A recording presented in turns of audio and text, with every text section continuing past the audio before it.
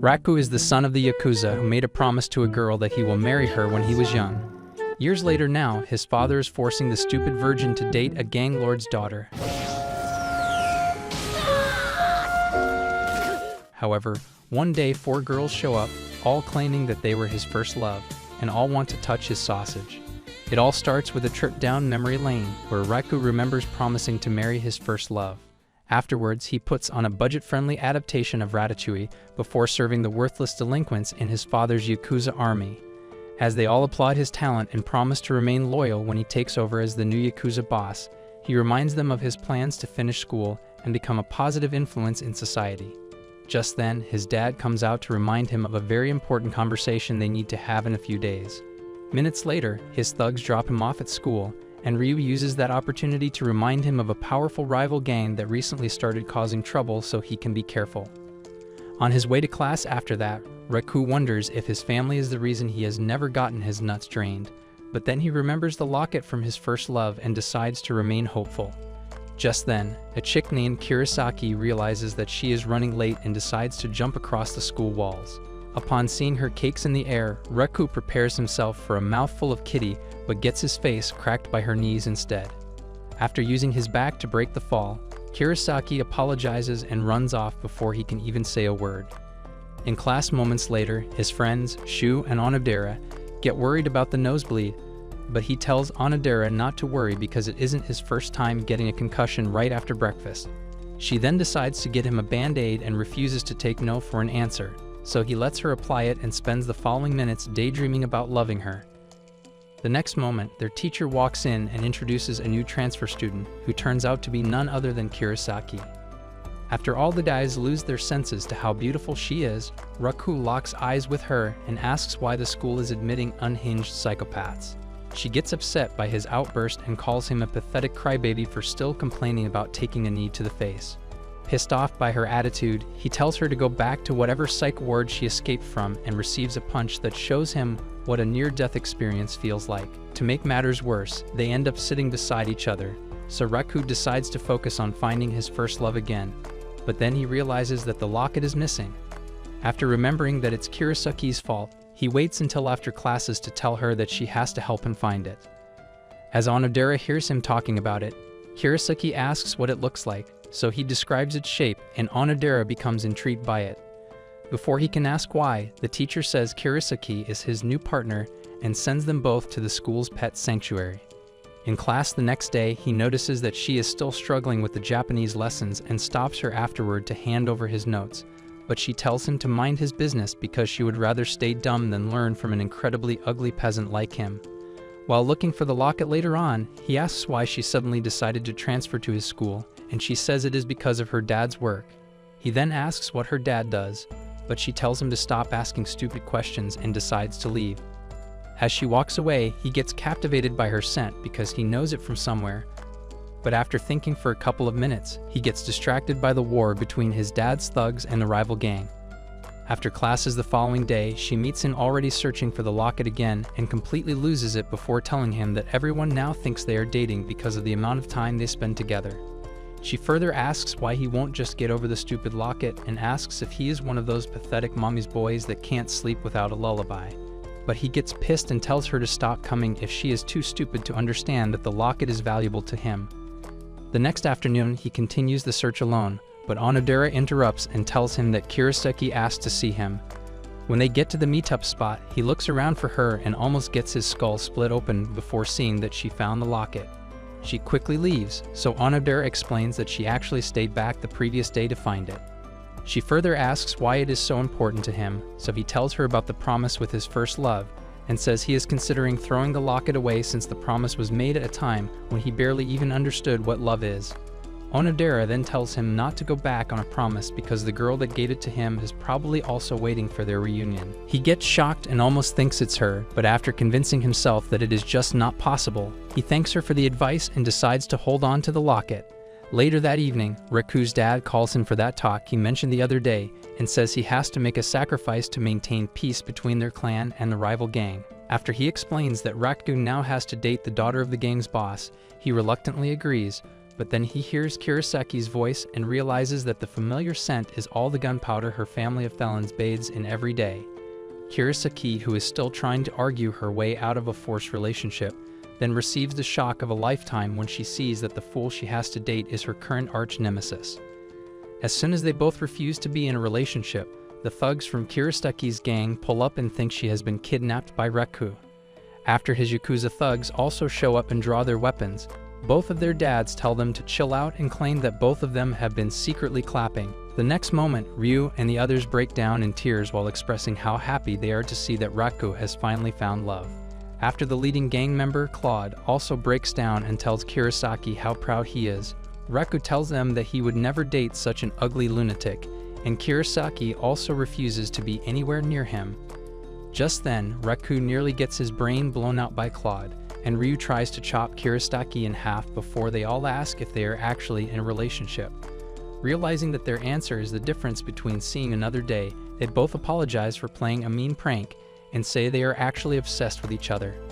Hours later, they sit on the porch and try to figure out a way out of the fake relationship, but Reku first thanks her for finding the locket. She then asks for the story behind it, so he tells her about meeting a girl many years ago while on a trip and making a promise to see her again with the locket. When he asks if she finds the whole thing corny, she admits to hating it when a guy can't get over the past but says his story is actually romantic. The next morning, his Yakuza thugs wake him up to answer a guest, and sees Kirasaki asking if they can go on a date like she is being held at gunpoint. Several minutes later, they both go to a spot in the city, and Kirasaki completely loses it as she never imagined going on a date with him. But because Claude and Ryu brought out the gangs to see if they are actually in love, Reku decides to take the date seriously and thinks back to the imaginary ones he has been on with Onodera for ideas. After she practically assaults waiters at every restaurant in the neighborhood, he decides to watch a movie with her, but she falls asleep halfway through it. For the first time since they met, he starts to find her a little attractive, but just a few minutes later they leave, and she returns to her nutjob personality, causing him to regret putting in so much effort. As he goes to get her a drink, she gets stopped by a group of local unemployed hippies that all take turns testing out their RIZZ game to see if she will bite. Her anger slowly builds up, but as she prepares her bony fists for an attack, Reku shows up and apologizes to the guys on her behalf before pulling her away to a park bench. He then explains how fighting with guys like that only makes her look like a worthless thug, and she acts like the punch was only a bluff before walking off to use the ladies' room. As Reku wonders why the anime gods didn't make Onodera his girlfriend, she shows up, and he almost soils his pants in shock. Meanwhile, Kirasaki, who just finished up at the ladies' room, overhears her gangsters talking about how their relationship is definitely fake. To stop them from resuming the war, she decides to put on the cheesiest display of PDA for Reku, but then she sees Onodera and briefly dies from shock. Onodera then asks why they have been hiding the fact that they love each other, so he completely denies the relationship before remembering that the goons are still watching their every move. Kirasaki gets back to pretending, and Reku keeps trying to deflect, so she acts like an important matter just came up and promises to see him on the next date before leaving. After Claude decides to continue his investigation later, Reku tries to explain to Onodera that it was all a lie, but she tells him to stop denying Kirasaki because she will feel bad that he isn't proud of their relationship. She then tries to leave, but he stops her to ask if she has seen the locket from anywhere before. With a straight face, she acts like this is the first time she has actually seen it up close and runs off before he can ask any further questions. Hours later, Reku finds Kirasaki at a park and offers her some snacks as an apology for almost ruining the plan. Around the same time, Onodera makes it back home and enters her room to ponder over her decision to not tell Reku that she has the key to his locket. In a dream the following day, Reku remembers initially meeting his first love all those years ago, but after the dream pauses right at the point where she tries to say her name, he loses it and almost goes insane while making breakfast minutes later. On his way to school, he thinks about Onodera and gets disappointed that she isn't his first love but still decides to talk to her about the situation with Kirasaki. Just then, he sees her across the street looking like she just survived a zombie apocalypse and asks why she looks underfed. After she explains how everyone at home decided to hold a press conference after she got back from their pretend date, she reminds him to keep their cover up, as Claude still seriously suspects that they have been lying about the relationship. After she also reminds him to talk to Onodera, He tells her not to worry before they enter the classroom and get overwhelmed by everyone as they surround them to celebrate the news of their love. Raku tries to deny it, but Shu tells him to stop the cap because 2 other classmates saw them at the park together. He still tries to deny having anything to do with her psychotic cakes, but then they see Claude spying from a tree close to the class window and end up having to put on another Marvel Studios version of Romeo and Juliet. Hours later, they both start heading out, and Raku gets bummed out as he never got a chance to explain things to Onodera, while Kurosaki gets fed up with being close to him all day and leaves him with a head injury before storming off. As he considers giving up, Onodera shows up and tells him that she just finished with a meeting. He then tries to explain everything but realizes that she will likely figure out his feelings towards her because he is putting in so much effort to explain it to her. He instead acts like Kurosaki's low mental health is already wearing him out, but Onodera tells him not to give up on the one baddie that thinks his worthless or a draining personality is worth being around all day. He asks why she thinks he deserves love, so she describes all the little things he does for his friends, causing him to experience ecstasy for the first time as he realizes that she really pays attention to him. Just then, a random student bumps into her and the locket's key falls out, but his amnesia stops him from realizing, so he asks what the key is for, as it definitely doesn't look like a house key. She frantically tells him that it opens a special book in her room and runs off before he can ask any further questions, so he heads home to figure out the next step to get rid of Kurosaki. The next day, they both resume the perfect couple facade to keep their classmates and Claude from finding out the truth. After classes, he finds Kurosaki having a weird conversation with some of the girls from class and follows her up to the roof to ask about it. She then deflects to say something about Claude having to leave for some important deal, but he keeps asking if she has any close friends yet until she gets pissed and tells him to mind his business before leaving. Several minutes later, he finds Shu and explains what happened without going into crucial details, and Shu tells him that the question probably struck a nerve because, apart from him, Kurosaki doesn't really have anyone she freely speaks to. After their talk, he heads back into the school building to find Onodera, but then he overhears a group of girls talking about how Kurosaki is a snub for not talking to them properly and starts feeling bad. He then makes his way back to class and finds Kurosaki seriously working on her Japanese to get fluent to the point where she can have an actual conversation with the other girls in school. As soon as she realizes that he has been standing there, she hides the book and tries to smash his nose in. She further explains that Claude has always been overprotective and stopped her from making any real friends, which was why she came to Japan. But with the whole relationship thing being forced on them and Claude still acting like he trains with MI6, her plans to make friends have failed again. Seeing that she isn't actually as irritating as he once thought, Raku explains how his identity as a gangster's son stopped him from making friends the usual way as well. He also had to prepare special notes just to connect with everyone else, so he shares a few tips to help her get started and offers to share the notes he used to gain trust from almost everyone in class. After reluctantly thanking him, she tells him not to expect anything dramatic as they are still a fake couple without realizing that Onodera has been listening to their entire conversation. On the way to school days later, 2 girls from class stop Kurosaki to talk, and she almost runs off in fear. But after mustering the courage to use the tips he taught her, they end up having a good chat together. Later on, Raku starts to think there might actually be more to her as she continues smiling, but then she switches back to being his worst nightmare. Meanwhile, Onodera, who has been watching with her friend Ruri, tries to act like it doesn't bother her, but then Ruri tells her to stop acting like she hasn't been trying to straddle his glizzy for years. Onodera immediately denies ever thinking about it, but Ruri also says that there is no way he doesn't have the same feelings for her. Onodera then reminds her that he is currently with Kurosaki, but Ruri says it makes no difference and promises to give her an opening before finding Raku in class and asking to have a study session at his place after school. After classes that afternoon, Shu and Kurosaki end up tagging along for the study session, making it a lot harder for Raku to tell if Onodera is finally giving him the green light he has been praying for all this while. Once in his room, Kurosaki asks if they can all smell his unwashed laundry. Moments later, they start the actual study session, so Ruri begins Operation Lose the V card by telling Raku to help Onodera solve a math problem. After getting his fear under control, Raku starts explaining the math problem to her, but then Kurosaki also gets intrigued by it, so he tells her to focus on her assignments. She then shows him her completed work and pushes him away to help Onodera instead, but the equations quickly bore her out, so she asks Onodera if she has any love interests. Ruri Loki hopes she has enough balls to blow up their friend group, but she claims to have not found her Prince Charming yet.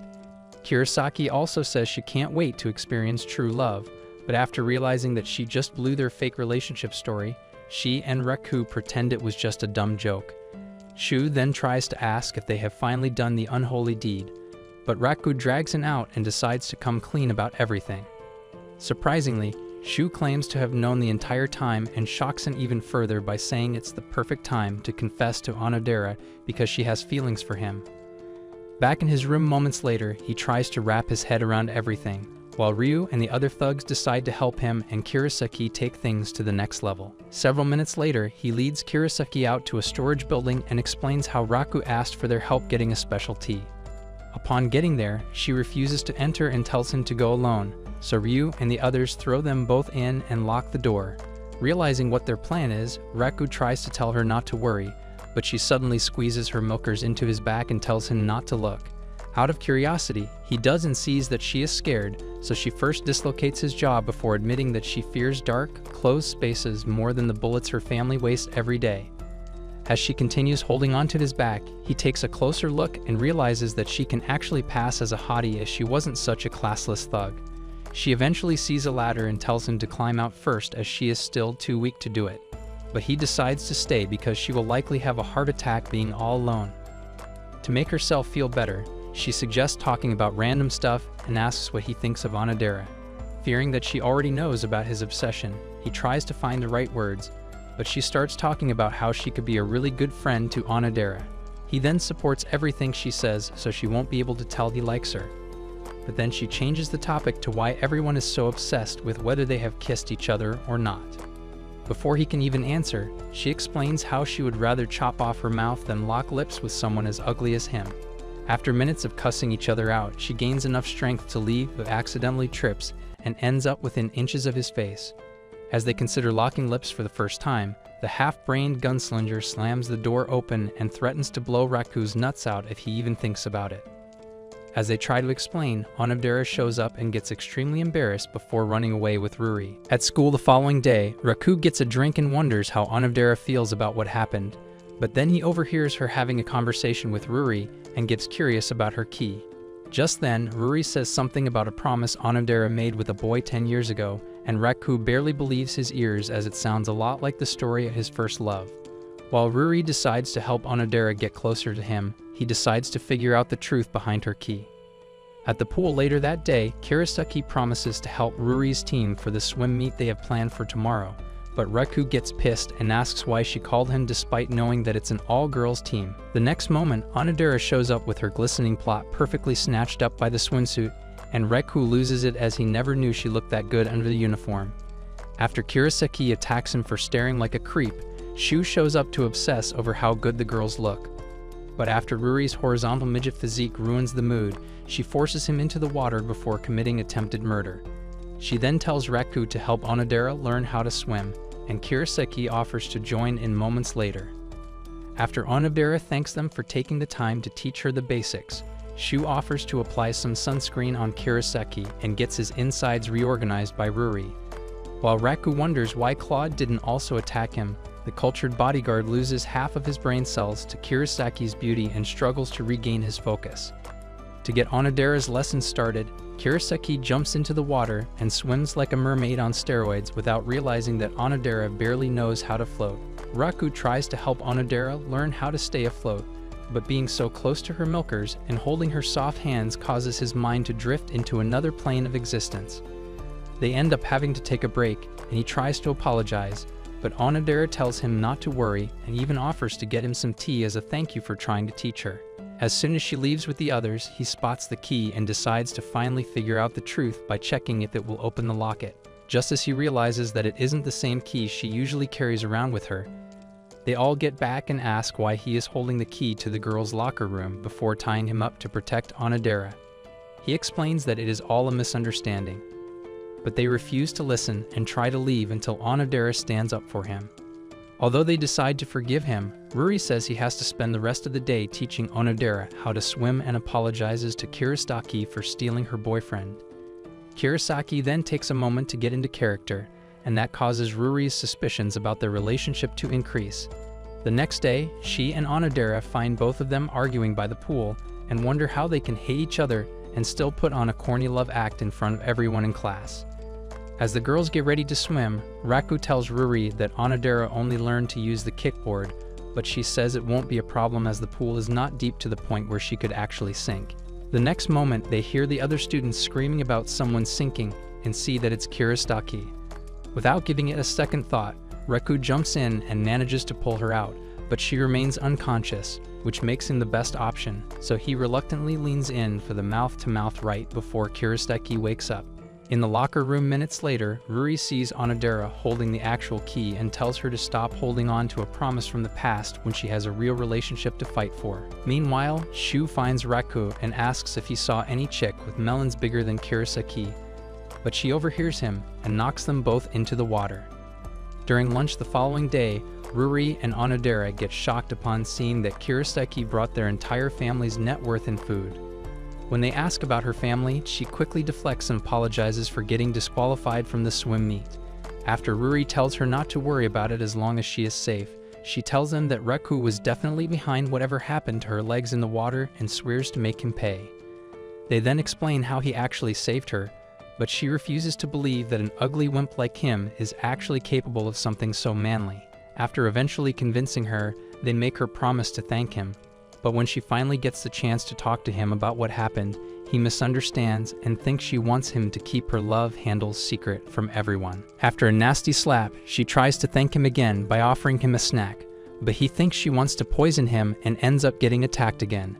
Frustrated by how clueless he is, she explains that it's about how he saved her, but he still misunderstands and thinks she actually wanted to lock lips with him. When he tried to perform CPR, he keeps asking if she really wanted it until she realizes what he has been talking about and puts his brain on ice before telling the girls that she is no longer interested in thanking such a shameless creep even if he saved her from certain death. Unable to contain her curiosity, Ruri asks if they are actually dating, and Kiristaki remembers when Raku told her to find a friend she can confide in. Moments later, she finishes telling them the entire truth of their situation, so Ruri asks how she would react if some mysterious chick shows up to take him from her. After saying that she would easily hand him over to any brain-dead simp who thinks he is boyfriend material, she reminds them to keep it a secret for the safety of Japan and leaves. Ruri then tells Onodera to finally man up and tell him about her feelings or risk losing him to another chick. Onodera decides to go through with it, but her insecurities quickly creep in, so she begs for help. Meanwhile, Raku, who is on his way out, keeps thinking about the locket until he bumps into a worker and apologizes without realizing that the locket snapped and is now on the ground. When he eventually gets to the animal sanctuary, Kiristaki cusses him out for coming late, but then his slow brain finally realizes what she had been trying to do all day long and asks why she didn't just say thank you like a normal person. She then asks why he saved her when they are basically sworn enemies, and he responds by asking if she is one of those mentally ill nut jobs that would let someone die just because she doesn't like them. After thanking him in English to keep him from understanding, she heads back inside and finds his locket. Later that evening, Ruri asks Onodera what she likes about Raku, but then he gets back from the animal sanctuary, so Ruri runs off to give Onodera room to finally admit to her feelings. She decides to own up to her feelings for once. It doesn't take long for Raku to notice that she is clearly struggling with something, but he misunderstands her red face for a critical fever and freaks out. She holds him back from running to get help and says she has something she has been waiting to tell him. But just as she is about to confess, a baseball crashes in through the window and almost makes them both blind. After telling her to mind the glass, he leaves to get the teacher and makes himself believe that there is no way she wanted to confess, while she decides that it's best to keep her feelings secret for now. Several minutes later, she meets up with Ruri and explains how everything went down, and Ruri threatens to disown her as a friend if she chickens out again. By then, Kiristaki gets back to her room and decides to give the locket back to Raku, but wonders why it is so important to him. After dark, she shows up at his doorstep and hands it over with a perfectly timed insult to hide her true intentions, but he still thanks her before she leaves. Once back inside the car, her bodyguard asks why she doesn't want to tell him about all the efforts she went through to fix it, but she says it doesn't matter and starts remembering a time in the past when she also made a promise with a boy. In class the following week, Shu tells Reku about a new transfer student that has all the girls acting like shameless freaks.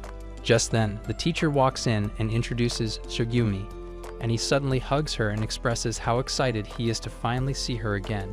Moments later, he explains that Claude sent him to the school to learn with her and asks about the boyfriend everyone back at home keeps talking about, so she calls Raku to come meet him. After claiming to love everything about their relationship, he tells Raku about his close friendship with Kurosaki and how they grew up together, so Raku stops being suspicious as he appears to have no ties to the criminal part of the family. After hours of following Kurosaki around while she desperately tries to escape, Sugumi asks Raku to follow him up to the roof so they can talk. Once there, he asks about their relationship again, and Raku goes as far as swearing that he would give up his life for Kurosaki. Just then, Sugumi places a revolver under his chin while holding his arm in place and says he has been waiting for this moment for a very long time. He further explains how he actually came to see if he was worthy of Kurosaki and says he would rather blow his brains out than live another second knowing that Kurosaki fell for such a low-grade dimwit. Shugumi eventually decides to spare him and says there is no point in clapping someone whose life is already worthless. Raku initially feels good as he would no longer have to deal with Kurosaki, but after remembering that their relationship is the only thing stopping an all-out war, he stops Sugumi and claims to be the only one worthy of clapping Kurosaki's buns. As they argue about it, Kurosaki shows up and gets excited seeing them fighting over her. But then, Sugumi challenges Raku to a duel to the death and leaves to give him enough time to prepare. Raku then asks Kurosaki if he has always been a blood-hungry psycho and wonders if it has anything to do with a promise Sugumi said he made to Kurosaki years ago. Just as he starts to think Kurosaki wants him to lose, she wishes him luck and reminds him what is at stake if he loses. Hours later, he meets up with Sugumi for the fight, and Shu starts taking bets from all the shameless hoes desperate to see Sugumi in action. As he flips the coin to start the fight, Raku prepares to unleash a deadly combination. But after Sugumi pulls out more guns than the Terminator, he makes a run for it while Kurosaki watches and hopes he doesn't lose all his body parts. While running up the stairs, Sugumi calls Raku a coward for not fighting. But Raku ignores the verbal assault and calls him stupid for not realizing that Kurosaki isn't the average Barbie-loving chick that needs protection from a psycho that sniffs more gunpowder than nose candy. That only makes Sugumi even angrier. Raku keeps running until they both jump out of a window and land in the pool. After pulling him out, Raku carries him to the locker room to get changed, but after taking off his pants and jacket, Sugumi wakes up and jumps back before Raku realizes that he was a shirt away from seeing every inch of her plot cannons. Before the shock can fully set in, he hears Kurosaki and the others approaching, so they quickly run into one of the lockers to stay hidden. When they all get there, the girls ask Kurosaki why she first checked the girls' locker room, and she asks if they couldn't tell that Sugumi is a girl. Raku then asks why she looks and dresses like a guy, and she explains how everyone always saw her that way and says she prefers boys' clothes. Realizing that she lost to him, Sugumi begins to tear up and says she always only wanted to keep Kurosaki safe, but Raku barely notices as he struggles to get his wood under control while pressing her cakes. When he eventually tries to console her, Kurosaki slams the door open and punches him into the upper atmosphere for harassing her. After they explain everything, Sugumi tells Raku that the duel doesn't count as he still hasn't shown her that he can protect Kurosaki. In class the next day, Kurosaki reintroduces Sugumi in a girl's uniform, so no one will get confused again, but Sugumi says it doesn't matter because all she wants is to fulfill the promise she made. Kurosaki then asks what the promise actually was because she doesn't really remember, so Sugumi reminds her that it was just a promise to get strong enough to keep her safe. After commending her on remembering something from such a long time ago, Kurosaki places a ribbon on her hair right before Raku shows up and compliments her. After acting like his compliment didn't just make her kitty all warm and fuzzy, she leaves and wonders if Kurosaki has forgotten the promise she made with her first love. Later that night, Claude puts Sugumi through a test to make sure she still has her edge, and asks if she has figured out the truth about Raku and Kurosaki's relationship. She then thinks about his face and loses focus for a moment but quickly switches back to her murderous alter ego and promises to protect Kurosaki from him at all costs. In class the next day, all the guys start to feel better since they no longer have to worry about her stealing the girls, but they all still swarm around her, hoping to be the first to practice the perfect scissor with her. As the week progresses, she becomes dedicated to spying on the pretend lovebirds to catch them slipping, but they manage to keep up the act. One afternoon, Raku tells Kurosaki that they have to go shopping for animal food for the pets, but Sugui jumps out of a nearby bush and offers to go instead so she can finally figure out the truth about their relationship. Just then, Kurosaki stops her from leaving and reminds her to start acting more like a girl before making her change into a dress. Moments after that, they get to the animal store, and she catches him staring at her perfect drumstick, so she gets up to leave and almost faceplants into the ground. Once outside, he checks on her foot and finds a nasty blister, so he immediately carries her on his back. While walking back, he asks about the time she spent growing up with Kurosaki, so she gives him a quick background story and mentions the time she found her first love. He then asks if she has also fallen in love before, but she says no and admits to not even knowing what it feels like because she has spent all her time watching over Kurosaki.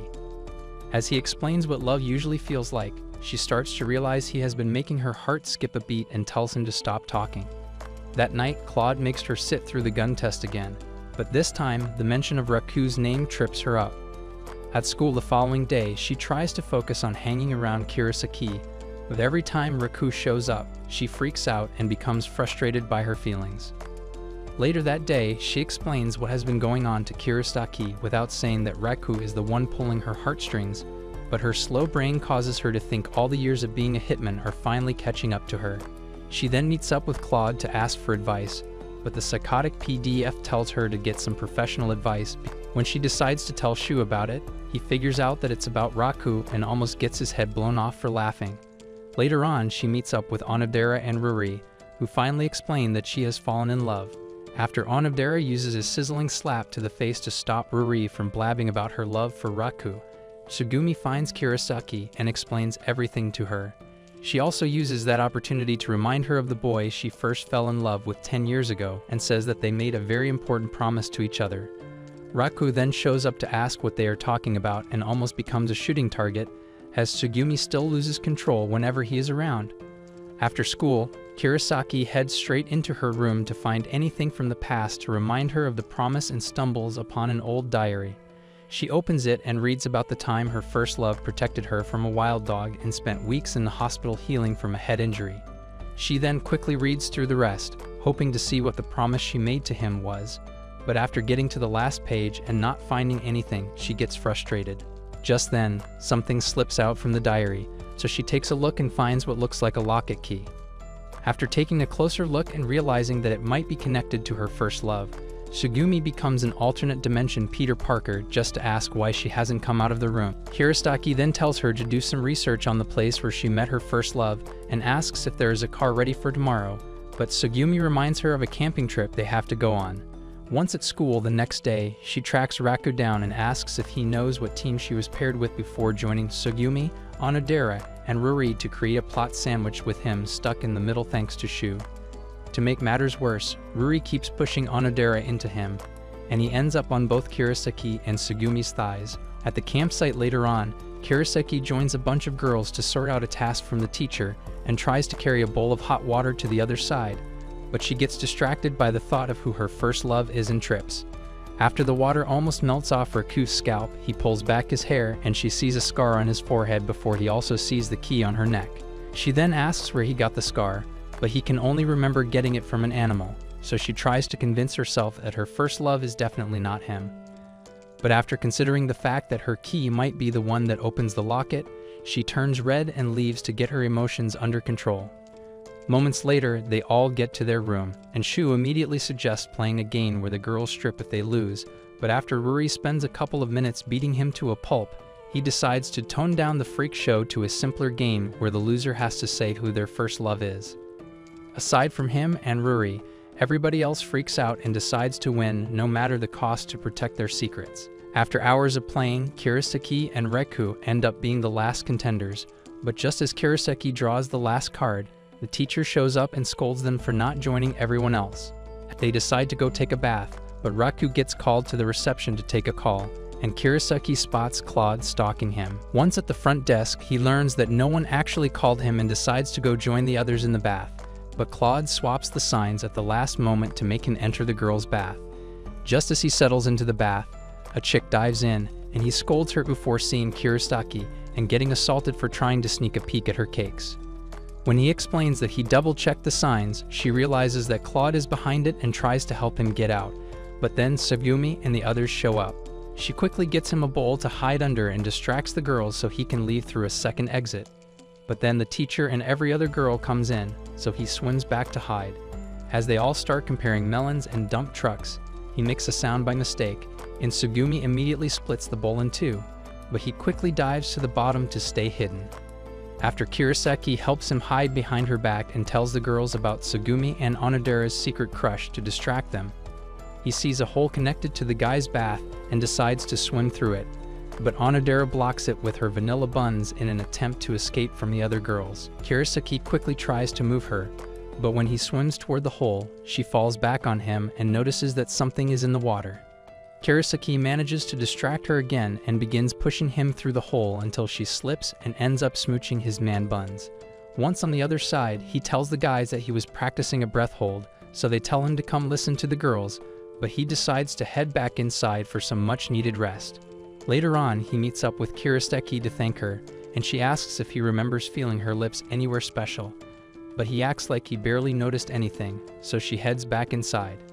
At the cafeteria the next morning, she walks right past him like nothing happened, so he wonders if he is the only one obsessing over the fact that she almost tasted his back door. After getting breakfast together, Shu tells him about a test of courage event planned for that evening and gets overly excited because they will be pairing up with girls. He then tells Raku to pray he gets paired with Onodera, causing him to realize that it would be the perfect opportunity to spend some time with her. Minutes later, Onodera finds him and tries to talk, but the memories of what happened in the bath come rushing in, so he runs off to avoid her. Hours later, they all gather at a spot in the woods to draw numbers for their partners, and Onodera goes first. When it gets to Raku's turn, he tries to guess what number she picked, but then Ruri screams it out loud to help him out. After praying to the gods for luck, he grabs a paper and loses his mind when it actually ends up being the same number. Onodera then walks over to talk to him and asks if he is okay being her partner because she noticed that he had spent the entire day avoiding her. He explains that being around so many girls made him nervous, so she accepts his lies and says she was worried that he had started hating her. While they continue talking, Kurosaki learns that her partner is Shu, so she walks off to ask the teachers for a reassignment, but they start complaining about how they need one more person to wear a costume and scare the students. Knowing that Shu will definitely try to bust a fat one on her once they get deep into the woods, she decides to help them out, but after they leave her all alone in a dark part of the woods, she begins to realize that bears are definitely scarier than a random guy. Back at the campsite, Raku has just locked fingers with Onodera and tries to start heading out, but Shu shows up looking for Kurosaki. After some of the students mention seeing her in the woods, the teacher gets back and says they need to find her because she doesn't even have batteries in the flashlight they gave her. Knowing how terrified she is of the dark, Raku apologizes to Onodera and becomes the flash to find her. By then, Kurosaki has just finished a complete mental breakdown and thinks back to the time she fell into a crevice years ago and kept crying until her first love showed up to save her. Moments later, he finally finds her and asks why she would offer to play a ghost in the woods despite knowing that she cries more than Zenitsu. When they eventually get back, he runs over to Onodera to apologize for not staying with her for the event, but she tells him not to worry about it. Shogumi then asks Kurosaki if she still wants to find the place where she met her first love, but she tells her not to worry about it anymore. At school the following week, Raku sees Onodera across the hall and tries to say hi, but Kurosaki calls out to him first to ask for directions to a teacher's office. After he gives it to her, Tsugumi shows up and tells them that she is planning a secret surprise party for Kurosaki as her birthday is today. She invites the girls and tries to make it sound like she doesn't want him there. Seeing that as the perfect opportunity, Ruri tells him to go shop for a gift with Onodera and says she won't be able to join them because of a stomachache. After classes, Raku gets changed and waits for her at a cafe until she shows up and checks herself out in the glass without realizing that he is on the other side. When she eventually notices, the embarrassment nearly causes her to pass out. He then thinks about the chance that she could be his first love, but decides to find a perfect time to ask while shopping for the gift. Barely a few minutes later, they find it and he regrets not bringing up the question. But then she asks if they can take a detour. She then takes him to a special spot she found a while back and tells him that she hasn't even told Ruri about it. After he escapes to La La Land to take in the excitement of having a secret with her, she thanks him for spending time with her and calls him by his first name. Upon hearing that, he remembers the promise he made all those years ago and finally asks if she was the girl he met back then. After she admits to also remembering a promise with a boy whose locket looks really similar to his, they both try to reunite by sucking faces. But Sugumi interrupts to yell through the phone. Several minutes later, they all meet up again outside the luxury estate Kurosaki lives in. But she gets shocked seeing them all together and drags Raku inside to remind him that her family of gangsters is the reason she always struggled to make friends. To cure her delusion, he tells the girls that her family is a bunch of no-good, blood-hungry crooks, but they get excited to hear more about it instead of running for dear life. After they remind her that they all know about Raku's Yakuza family, she takes them all inside for the party. Moments later, they all start presenting the gifts they got her, and Claude gets all excited to display the latest edition Maybach he had custom-made just for her, but she reminds him that she doesn't have a license yet and rejects it. Raku then hands over a stuffed gorilla that looks a lot like her and almost gets sent up to the Lord by her thugs, but she tells him to stand down and thanks him with a warm smile that almost makes him forget that Onodera even exists. Later that night, she finds him resting on the balcony and claims she only pretended to like his gift before asking if he still likes the girl he made a promise to all those years ago. Fully convinced that it is Onodera, he says yes, so she mentions a phrase from back then that he immediately remembers. Like the shock from that isn't enough, she shows him the key, and he becomes confused as it means his first love is now either her or Onodera, as they both have the same story. Tired of having to guess which one of them he loves, he pulls out the locket and tells her to try it out so he can be sure that he never fell in love with her. She also claims that there is no way such a worthless peasant can be her Prince Charming, so she slowly slots the key into it but uses too much force to turn and snaps the key in two. After he gets pissed at her, she tells him not to worry because he definitely isn't the one and heads back inside to meet up with the others. On his way back inside, Raku runs into her dad, Adult, who then thanks him for making her life in Japan enjoyable, as she barely had any friends in the States.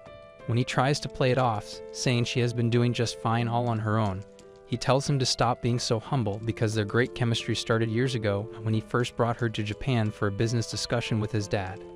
Adult further tells him that Onodera also played with them a lot back then and leaves him even more confused than before, as they both supposedly have keys to the same locket. In school the next day, Shu gives his locksmith uncle a call to make sure he is working to get the broken key out as soon as possible, and asks Raku why it's so important to him.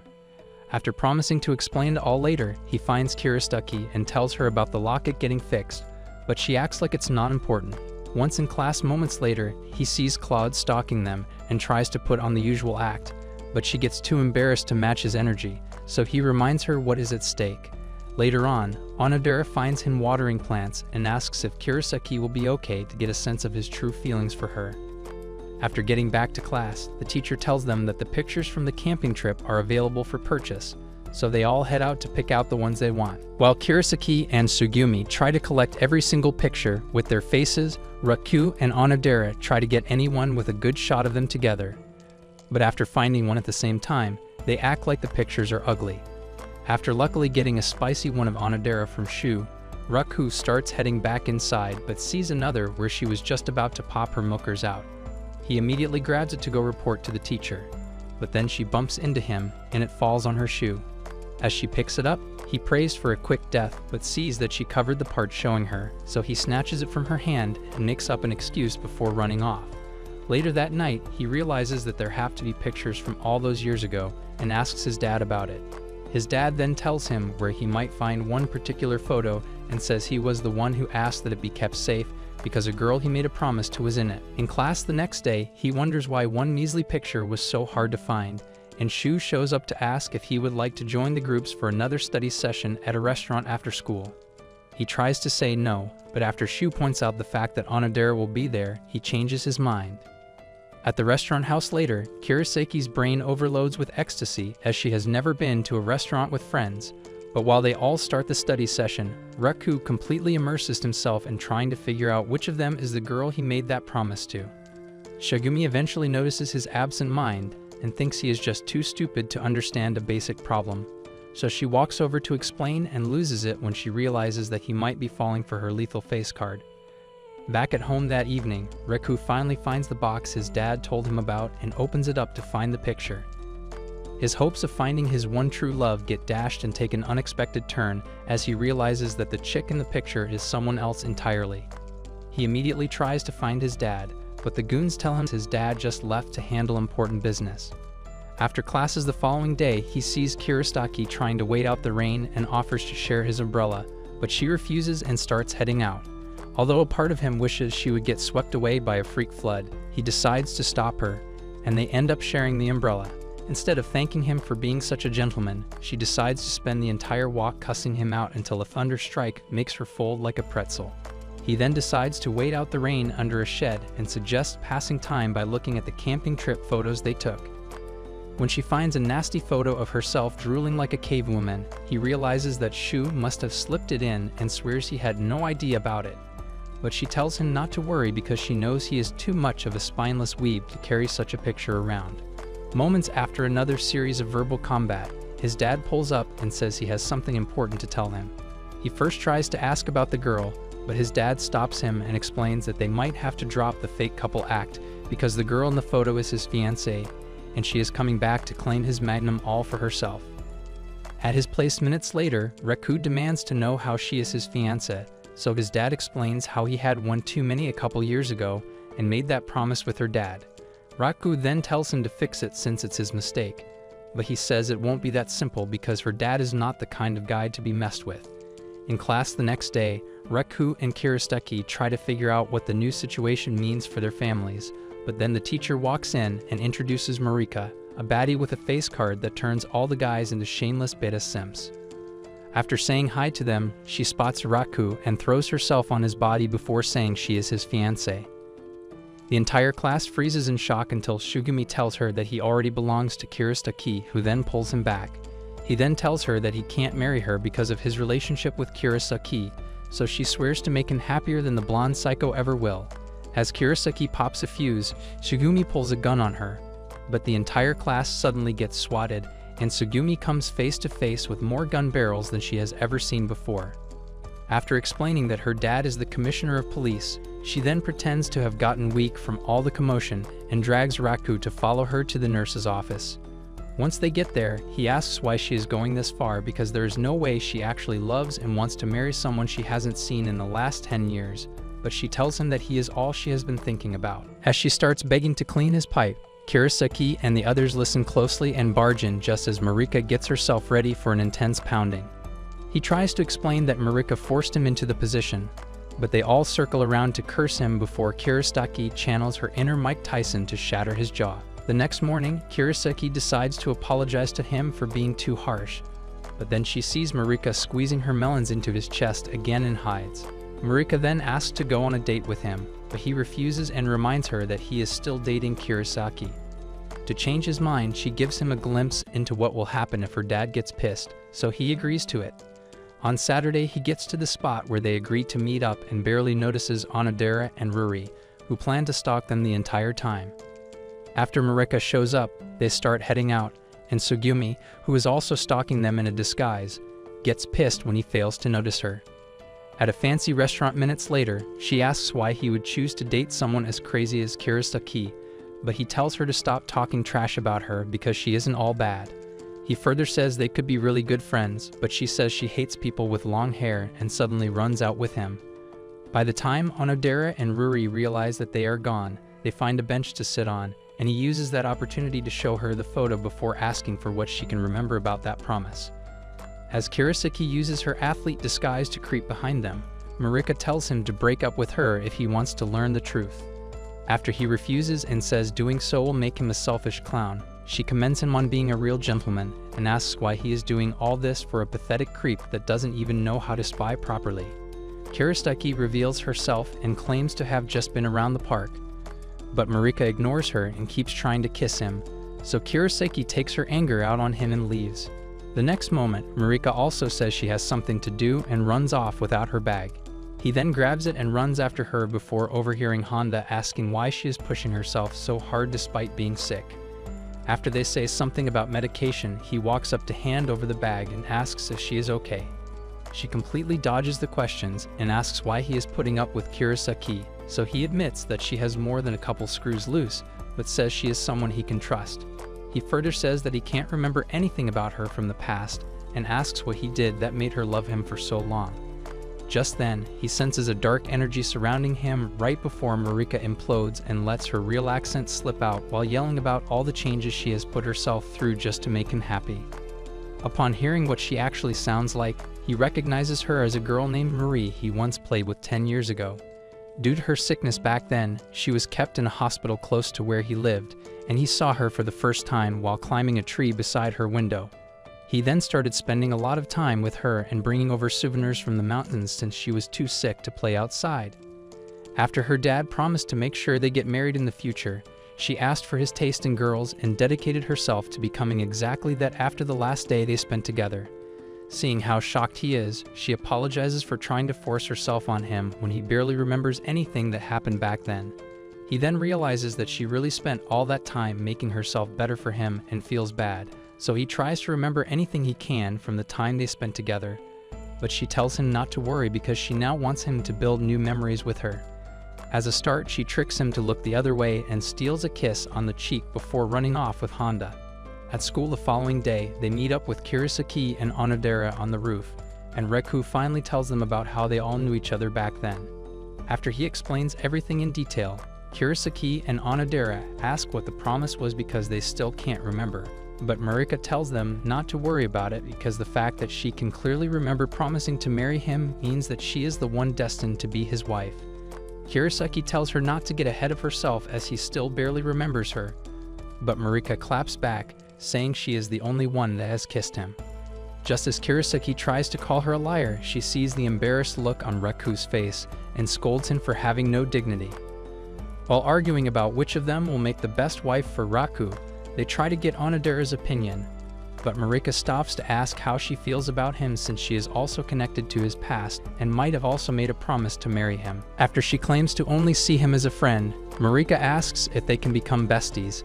In class later on, Marika tells him to come to her place for an introduction over the weekend so they can get their engagement plans started. He then reminds her that he only just found out about their arranged marriage and has no plans of leaving Kurosaki, but she insists and says he at least has to meet her dad to talk about it. At the animal sanctuary later on, Kurosaki gets upset with him for not refusing and says his lack of courage is obviously why he has been a virgin for so long. Confused, he asks why she seems so bothered by Marika, so she dials it down a bit and claims to only be doing her best to make sure Claude and the others don't start a war. Days later, he meets up with Marika, who then escorts him to the colossal skyscraper she calls home and leads him up through the elevator. On the way inside, he asks if her dad is someone he should be worried about, but she tells him not to worry and swears he is just an overprotective teddy bear. Moments later, he comes face to face with the tall behemoth of a man and realizes why his dad said it was important to avoid pissing him off. As they all get seated in the living room, her dad gets straight to business and asks if there is anyone keeping his heart away from Marika. He immediately denies knowing any other girls, but Marika spills the beans on his relationship with Kurosaki and almost gets him killed.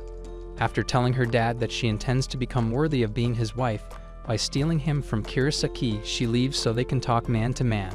Her dad then explains how she would casually talk about him from time to time over the years, and that causes Reku to feel guilty, so he confesses to loving someone else. Surprisingly, her dad claims to understand as he is still young, but after hearing that it isn't even Kurosaki, he goes berserk. At the start of summer break, Ruri calls Onodera out to a park to ask if she actually intends to spend the rest of her life watching the love of her life smashing baddies.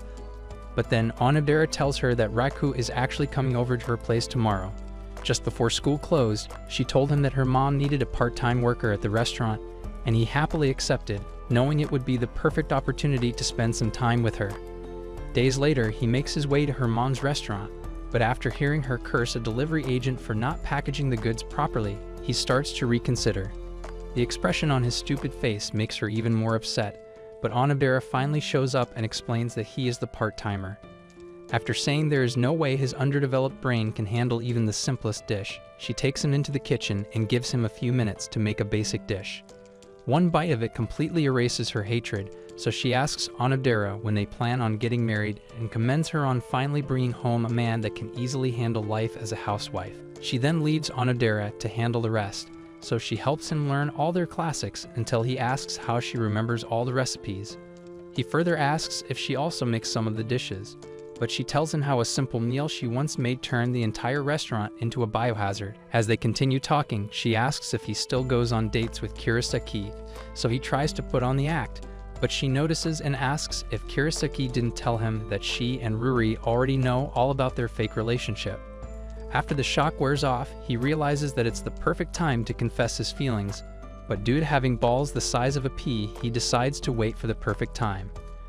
Minutes later, she gets a call from her mom saying she won't be making it back home as a monster typhoon is currently sweeping through the city. She also says Rako has to stay the night to be safe, but after Onodera tells him, his survival instincts kick in. As soon as he opens the door, the umbrella gets sucked away, so he heads back inside and asks if there is anyone else at home with her. She then explains that her dad is out on a business trip while her sister is in a dorm at her school, meaning they are both going to be spending the night together. Choosing to be bold for once in her life, she asks if he wants to talk in her room, and he agrees despite coming close to soiling his pants in fear. She immediately becomes Iris West and quickly cleans up her room and changes into something cozy before bringing him inside. After she gets tea for the both of them, the whole thing becomes awkward as they try to think of something to talk about. When he eventually asks if she has a yearbook photo album, she brings it out, and they spend the hours following that talking about all the memories connected to the pictures. When she realizes that the storm has passed, he curses the gods for not waiting until he could get some sloppy top and thanks her for inviting him over before heading out. After she wishes him good night at the door, he decides to not leave empty-handed and mans up to ask for her email. She then hides her excitement and grabs her phone to exchange details with him. On the way home moments later, he sends her a mail hoping to get some spicy kitty pics, but she sends back a disappointing plain reply and shuts her brain off for the night. Several nights later, Reku finishes helping one of his dad's thugs at a festival stand he set up and decides to hand over snacks to the others while obsessing over his mission to get a love charm for his relationship with Onodera. Just then, he bumps into Kurosaki, and they both get depressed as this was meant to be the one night where they don't put up with each other. To make matters worse, the thug from earlier tries to hand over some beers for the others and gets emotional as he thinks Raku is helping out while also on a date with his girl. After he grabs all the snacks and leaves, Kurosaki forces him to get her some food, so he takes her to a stand run by one of the thugs and gets it for free. While she eats, he explains that he can basically get whatever he wants from almost every stand because they are mostly run by his dad's thugs, so she excitedly runs back in to try out every possible attraction. Just as he senses someone watching, Onodera hides and wonders why they are together before Marika also shows up and says she plans on getting the relationship charm. Minutes later, Reku sees a crowd at the shop selling charms and remembers his main mission, so they both hold hands to avoid getting separated and squeeze through the crowd. Just as he gets the charm, they get separated, and he eventually holds a hand that looks a lot like hers, but it turns out to be Onodera. While Kurosaki keeps searching everywhere for him, Onodera decides to take advantage of their time together, but then he bumps into a random stranger and drops the charm. As she tries to pick it up, her slipper snaps, so he scoops up her buns without giving it a second thought and carries her to an open field to fix it. She realizes that the charm is missing and sees a cat carrying it away, so he immediately chases after it. Moments later, it climbs a beam right beside Marika, who gets excited seeing Raku running toward her. She asks if he is finally ready to ditch the gunpowder princess, but he tells her to remain completely still and slowly inches closer, causing her to think he wants to suck faces. After still failing to catch the cat, he continues chasing after it for most of the night until Kurosaki grabs it to show off her yukata. Seeing how shocked he is, she explains that Claude brought it over and asks if it looks good because she still doesn't understand why it's such a big deal in Japan. On the way back, they walk past the Love Temple, and she reads how guys give relationship charms to the girls they like as a proposal. Just then, he decides to give it to her as a thank you for putting up with him again, but she completely misunderstands and thinks he now has feelings for her. Before she can fully process her own delusions, the yukata starts to unravel, so he quickly tries to put it back together and asks why she is acting weird. Upon seeing that same thing she read, he pulls back and says it's nothing like that, but she tells him to focus on the yukata because she doesn't have any plot armor guarding her untouchables. Days later, the gang comes together for a day at the beach, but while everyone else gets excited to hit the water, Sugumi barely moves a muscle as she has never shown so much plot before. After Kurosaki tells her to stop acting stupid because everyone else is in a bikini, she tries to loosen up, but her gravity-defying milk jugs make it almost impossible. Marika then grabs them to see what all the fuss is about, and Kurosaki also realizes that she has the softness of an elf goddess. While Shu tries to measure every pair of melons on the beach, Marika gets her milkers uncovered and asks for Raku's help applying sunscreen. Kurosaki then offers to do it instead, but she rejects the offer, wraps her melons up again, and wedges Raku's arm in between them. After Kurosaki punches him into the upper atmosphere, they all gather around and draw straws to decide who will go shopping for dinner supplies. Several minutes later, Raku and Kurosaki get all the groceries, and he asks for her help in cutting up the potatoes. As soon as he starts washing them, she touches him and freaks out, so he asks if she is okay, but she just tells him to keep his hands to himself. While wondering why his touch is now such a big deal, she cuts herself and tells him not to worry, but he grabs her hand and makes her sit so he can treat it. After dinner, he then tries to enjoy some time alone, but Onodera shows up to sit with him, so he uses that opportunity to ask if she actually enjoyed the beach as she still can't swim. She then shows him the majestic sandcastle she spent all her time building and practically goes nuts from the shock. Minutes later, the others start looking for them, so Kurosaki runs off to call them back and gets close just in time to hear Onodera ask him for a kiss. As she freezes in shock, trying to understand what she just heard, Onodera goes insane as she never expected her intrusive thoughts to slip out, but thankfully he gets slept off before she said it, so she quickly runs back to meet the others, and Kurosaki manages to delude herself into believing it was something else. The next day, she continues trying to figure out her feelings for him, and Onodera notices and asks if she wants to get something off her mind. At a new sandcastle minutes later, she explains all the recent changes in her relationship with Raku, but makes it sound like it's about a close friend of hers, so Onodera says the friend definitely has a crush on her fake boyfriend. Hours later, Sugumi gets worried as she can't find Kurosaki anywhere, so Raku offers to track her down and starts searching across the shoreline. Meanwhile, Kurosaki continues playing mind games with herself to deny the fact that she might actually have feelings for Raku. When he eventually finds her, she starts asking a bunch of questions about how different their relationship is compared to when it first started. After he says she has become a lot less barbaric, she asks if a real relationship would actually work out between them, and his brain goes into overdrive as he tries to think of the right answer. For some reason, he starts explaining how dating a toxic and violent cave woman like her makes no sense until she tells him to shut his stupid mouth up and runs off. At the start of the new semester, Kurosaki shows up late to class, and Raku gets upset because she had been ignoring his calls and texts all through the break, so she tells him she had some personal issues to deal with.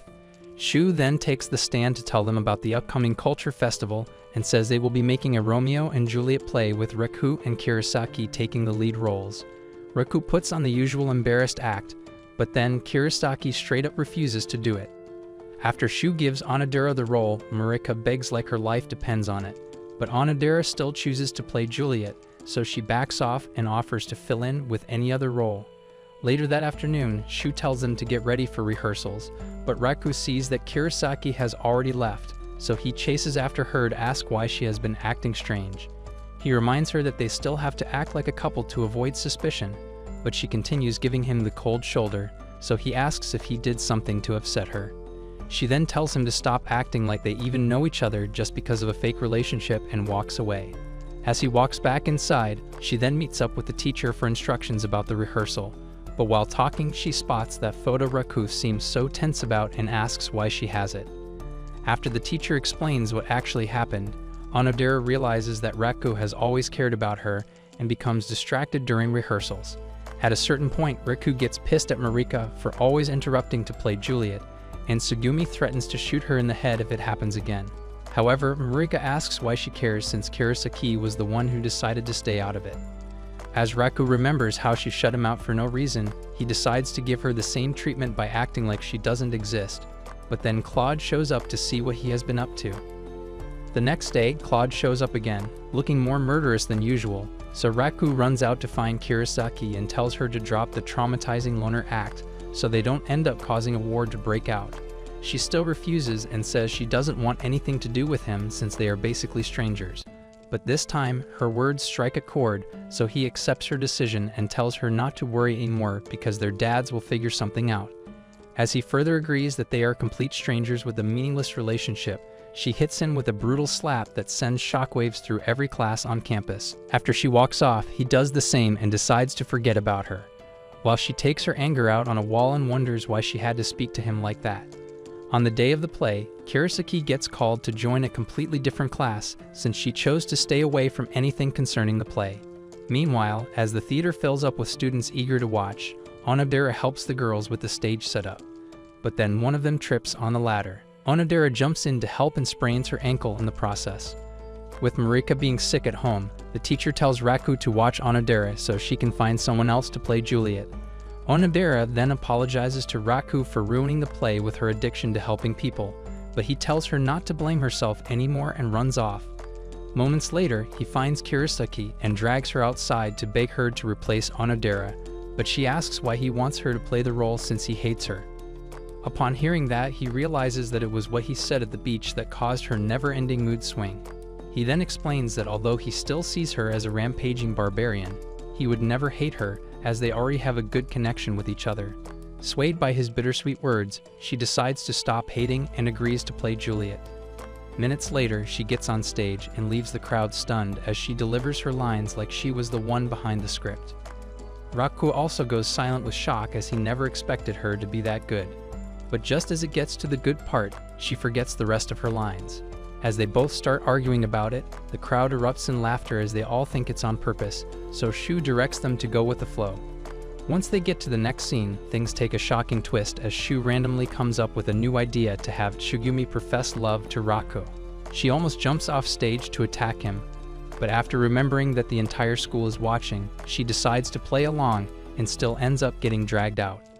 Marika makes a shocking entrance as a new character named Josephine and refuses to let him reunite with Kurosaki.